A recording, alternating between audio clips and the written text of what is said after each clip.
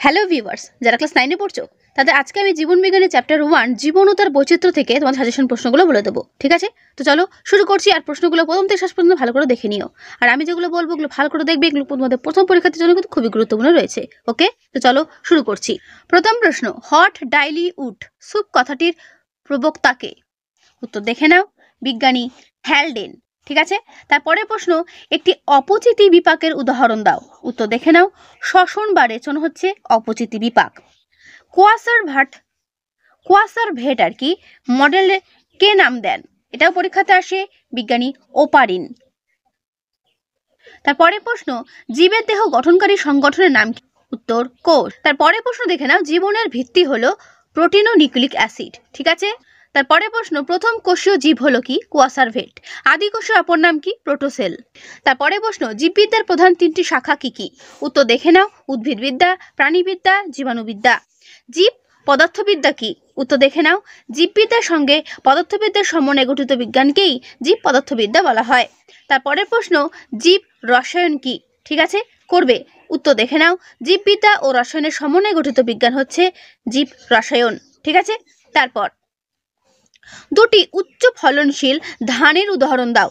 উদাহরণ দেখে নাও, IR8, IR20। তারপর দুটি উচ্চ ফলনশীল গমের নাম কি? এটাও পরীক্ষাতে আসে। উত্তর সোনালিকা, কল্যাণ সোনা। ঠিক আছে, তারপর দুটি অধিক দুগ্ধ প্রদায়ী গাভীর উদাহরণ দাও। উত্তর দেখে নাও, ভাগলপুরি ও শাহিওয়াল। ঠিক আছে, দুটি অ্যান্টিবায়োটিকের উদাহরণ দাও। উত্তর দেখে নাও, এরিথ্রোমাইসিন, মাইসিন। ঠিক আছে, করবে। তারপর মহাকাশ গবেষণার জন্য মহাকাশযানে কি রাখলে শ্বাসকষ্ট হয় না? উত্তর দেখে নাও, ক্লোরেল্লা নামক শৈবাল। ভেরি ভেরি ইম্পর্টেন্ট এটা। ঠিক আছে, তারপরে প্রশ্ন, হিমাটোলজি কাকে বলে? উত্তর দেখে নাও, রক্ত ও রক্ত সম্পর্কীয় বিভিন্ন ত্রুটি সম্পর্কে অধ্যয়নকে হিমাটোলজি বলে। তারপর সেরিকালচারে কি বিষয়ে আলোচনা করা হয়? উত্তর দেখে নাও, রেশম কীট প্রতিপালন, রেশম উৎপাদন সম্বন্ধে আলোচনা করা হয়। হর্টিকালচার বলতে কি বোঝো? হর্টিকালচার দেখে নাও এর উত্তর। বলছে উদ্যান পালন অর্থাৎ ফুল ও ফলের চাষ সম্বন্ধে আলোচনাকে হর্টিকালচার বা উদ্যান পালন বিদ্যা বলা হয়। খুব ভালো করে করবে, যেগুলো আমি বলছি এগুলো প্রত্যেকটা প্রশ্ন নোট করে রাখো। তোমাদের নিজেদের টেক্সট বুকেও পেয়ে যাবে অ্যান্সার, অথবা যে কোনো হেল্পার বইতেও পেয়ে যাবে অ্যান্সার। ঠিক আছে, যে কোনো রাইটারের চেষ্টা করবে এই সমস্ত অ্যান্সারগুলো নিজেদের টেক্সট বুক থেকেই করার। ঠিক আছে, শুধু ইম্পর্টেন্ট প্রশ্নগুলো দেখে নাও, আর যদি উত্তর সেখানেও না পেয়ে থাকো এখান থেকেও দেখে নিতে পারো। পিসি কালচার কাকে বলে? উত্তর দেখে নাও, মৎস্য প্রতিপালন, সংরক্ষণ, প্রজনন ইত্যাদি সম্পর্কে অধ্যয়নকে পিসি কালচার বলে। প্রাণীবিদ্যার জনক কাকে বলে? উদ্ভিদবিদ্যার জনক কাকে বলে? দেখো, প্রাণীবিদ্যার জনক বলা হয় অ্যারিস্টটলকে, উদ্ভিদবিদ্যার জনক বলা হয় থিওফ্রাস্টাসকে। এই দুটো মনে রাখবে। এরপরে প্রশ্ন, অনাক্রমবিদ্যা কি? এটাও পরীক্ষাতে আসে। জীবের রোগ প্রতিরোধ তন্ত্র সম্পর্কে অধ্যয়নকে অনাক্রমবিদ্যা বলে। তারপরে প্রশ্ন, ট্যাক্সোনমি শব্দটি কোন শব্দ থেকে উদ্ভব হয়েছে? উত্তর দেখে নাও, ট্যাক্সোনমি শব্দটি দুটি গ্রিক শব্দ ট্যাক্সিস ও নোমোস যার শব্দ থেকে উদ্ভব হয়েছে। ঠিক আছে, শ্রেণীবিন্যাস বিধির জনককে? Very very important, Carolus Linnaeus. Species Plantarum পুস্তকটি কার রচিত? উত্তর ক্যারোলাস লিনিয়াস। আম গাছের দ্বিপদ নাম কি? উত্তর দেখে নাও, ম্যাঙ্গিফেরা ইন্ডিকা। এটা হচ্ছে দ্বিপদ নামকরণ। মানুষের দ্বিপদ নামকরণ কি? এটা কিন্তু পরীক্ষাতে আসে।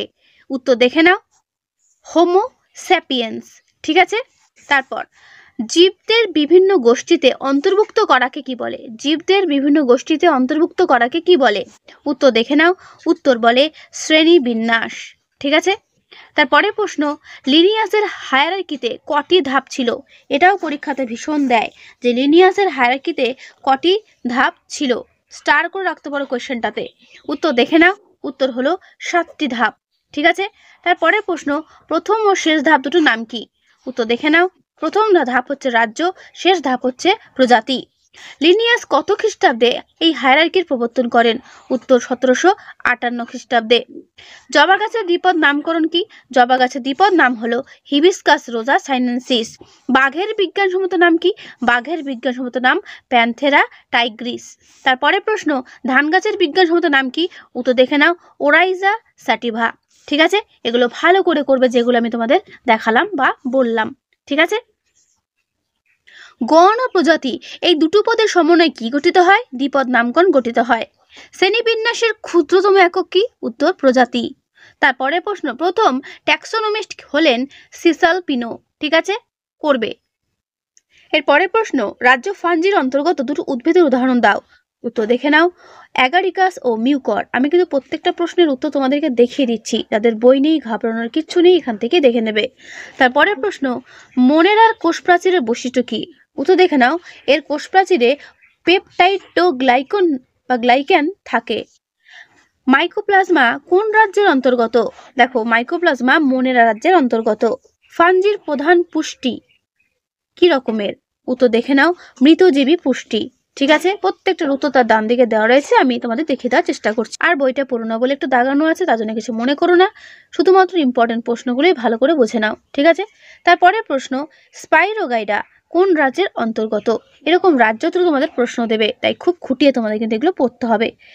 স্পাইরোগারা হচ্ছে প্ল্যান্টি রাজ্যের অন্তর্গত। ঠিক আছে, পটিস্টা রাজ্যের অন্তর্গত দুটো এককোষী প্রাণীর উদাহরণ দাও। উত্তর দেখে নাও, ইউগ্লিনা ও প্যারামিসিয়াম। প্ল্যান্টি রাজ্যের অন্তর্গত জীবের পুষ্টি প্রক্রিয়া কিরূপ? উত্তর দেখে নাও, স্বভোজী পুষ্টি। একটি এককোষী শৈবালের উদাহরণ দাও। একটি এককোষী শৈবালের উদাহরণ হলো ক্লামাইডোমোনাস। যে উদ্ভিদের দেহ মূল কাণ্ড পাতা বিভক্ত নয় তাদের কি বলে? তাদের বলে সমাঙ্গদেহী উদ্ভিদ। তারপরে প্রশ্ন, অ্যানিমালিয়ার অন্তর্গত দুটি প্রাণীর উদাহরণ দাও। উত্তর কেঁচো আর আরশোলা। বীজগুলি নগ্ন প্রকৃতির কোন উদ্ভিদ? উত্তর ব্যক্তবীজী উদ্ভিদের। রেণুর সাহায্যে বংশবিস্তার করে দেহ মূল কাণ্ড পাতায় বিভক্ত কোন উদ্ভিদের? এটা ভালো করে করবে। উত্তর দেখে নাও, ফার্ন জাতীয় উদ্ভিদের। তারপরে প্রশ্ন, বীজে দুটি বীজপত্র থাকে কোন জাতীয় উদ্ভিদের? তোমরা জানো, দ্বিবীজপত্রী উদ্ভিদের। ঠিক আছে, যেসব প্রাণীদের নোটোকট থাকে না তাদের কি বলে? যেসব প্রাণীদের নোটোকট থাকে না তাদের কি বলে? তাদের বলে অকর্ডাটা। আর যেসব প্রাণীদের নোটোকট থাকে তাদের কি বলে? অবশ্যই তাদের বলে কর্ডাটা। ঠিক আছে, তারপরে প্রশ্ন, কোন প্রাণীদের দেহে নিডোব্লাস্ট কোষ থাকে? উত্তর দেখে নাও, নিডারিয়া পর্বভুক্ত প্রাণীদের। কোন পর্বভুক্ত প্রাণীদের দেহ অসংখ্য আংটির মতো খণ্ডক দিয়ে গঠিত? উত্তর অ্যানিলিডা পর্বভুক্ত প্রাণীদের, যেমন কেঁচো। কোন পর্বভুক্ত প্রাণীদের উপাঙ্গগুলো সন্ধিল? খুব ভালো প্রশ্ন। উত্তর আর্থ্রোপোডা পর্বভুক্ত বা চিংড়িদের। ঠিক আছে, দেখবে চিংড়ির পাগুলো খণ্ডে খণ্ডে বিভক্ত, তো তাকে বলা হয় সন্ধিল পদ। ছিত্রাল প্রাণী কাদের বলে? উত্তর দেখে নাও, পরিফেরা পর্বের অন্তর্ভুক্ত প্রাণীদের, যেমন স্পঞ্জ, ব্র্যাকেটে দেওয়া রয়েছে। তারপর কোন প্রাণীদের দেহে জল সংবহন তন্ত্র থাকে? উত্তর দেখে নাও, একাইনোডার্মাটা পর্বভুক্ত প্রাণীদের। তারপরে প্রশ্ন, কণ্টকত্বকী প্রাণী কাদের বলে? উত্তর একাইনোডার্মাটা প্রাণীদের। খুব ভালো প্রশ্ন। যেমন তারা মাছ, যদি বলো এটার উত্তর কি হবে বা উদাহরণ কি হবে? তারা মাছ। মোলাস্কা বা পর্বভুক্ত প্রাণীদের একটি প্রধান বৈশিষ্ট্য উল্লেখ করো। উত্তর হচ্ছে অঙ্কদেশে মাংসল পদ উপস্থিত থাকে। ঠিক আছে, যেমন শামুক বলতে পারো, শামুক, ঝিনুক সব মোলাস্কার মধ্যে পড়ছে। ভাটিব্রাটা কাকে বলে? Very very important. ভাটিব্রাটা হচ্ছে যাদের মেরুদণ্ড উপস্থিত, তাদের বলে ভাটিব্রাটা। ঠিক আছে, একটি চোয়ালবিহীন প্রাণীর উদাহরণ দাও যার চোয়াল নেই। একনাথা অধিশ্রেণীর অন্তর্গত প্রাণী হ্যাগফিশ বা ল্যাম্প্রে। ঠিক আছে, দেহ তরুণাস্থি নির্মিত এমন প্রাণীর নাম। দেহ তরুণাস্থিতে করা, যেমন হাঙর। হাঙরের দেহ কিন্তু তরুণাস্থিতে তৈরি করা। কোন প্রাণীদের শৈবাল বলছি কেন, শৈশবকালে জলে এবং পূর্ণাঙ্গ অবস্থা স্থলে অতিবাহিত হয়? যেমন উভচর, অর্থাৎ তার একসময় জলে থাকে, একসময় আবার ডাঙাতেও থাকে, তাই না? তাদের উভচর প্রাণী বলে, যেমন ব্যাং। তারপর কোন প্রাণীদের অঙ্ক কঙ্কাল অস্থিময়? উত্তর দেখে নাও, উত্তর হচ্ছে অস্টিকথিস শ্রেণীর প্রাণীদের। ঠিক আছে, কোন স্তন্যপায়ী ডিম পাড়ে? উত্তর হংসচঞ্চু। এ কিন্তু স্তন্যপায়ী, আবার ডিম পাড়ে। ঠিক আছে, তারপর কোন শ্রেণীর প্রাণীদের অগ্রপদ ডানায় রূপান্তরিত হয়েছে? উত্তর পক্ষী শ্রেণীর প্রাণীদের, তাই না? খুব ভালো করে করবে এগুলো। কোন স্তন্যপায়ী আবার উড়তে পারে? উত্তর দেখে নাও, বাদুড়। জলে বাস করে এমন একটি স্তন্যপায়ী প্রাণী তোমরা প্রত্যেকেই জানো, সেটা হচ্ছে তিমি। এখানে দেখো 4টি প্রশ্ন রয়েছে। মেন্টাল পর্বের অপর নাম কি? প্যালিয়াম। অস্কিউলাম হলো ড্যাশ পর্বের বৈশিষ্ট্য? উত্তর পরিফেরা। নালিকাতন্ত্র থাকে কোন পর্বে? উত্তর পরিফেরা।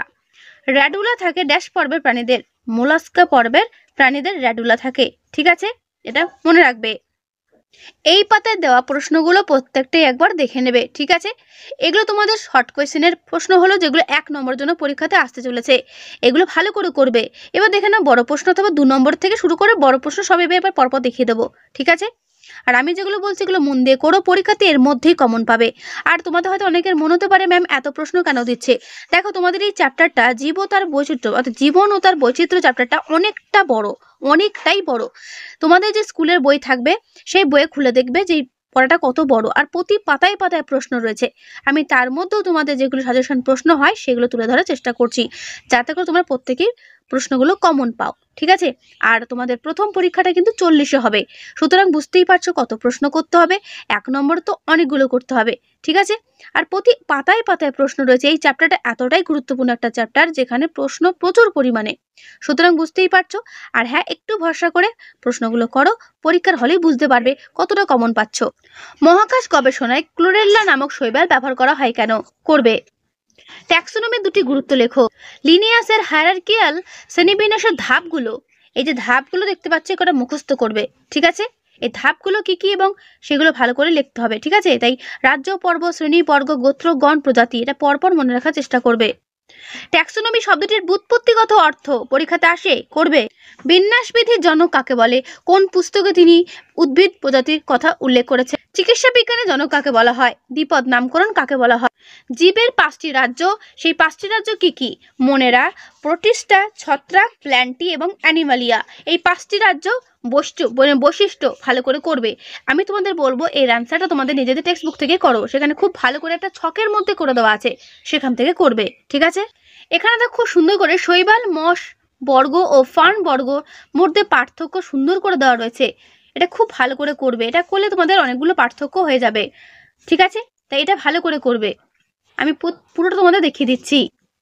একবীজপত্র দ্বিবীজপত্র উদ্ভিদের বহিক অঙ্গ সংস্থানগত পার্থক্য, বা একবীজপত্র উদ্ভিদ ও দ্বিবীজপত্র উদ্ভিদের মধ্যে পার্থক্য করবে।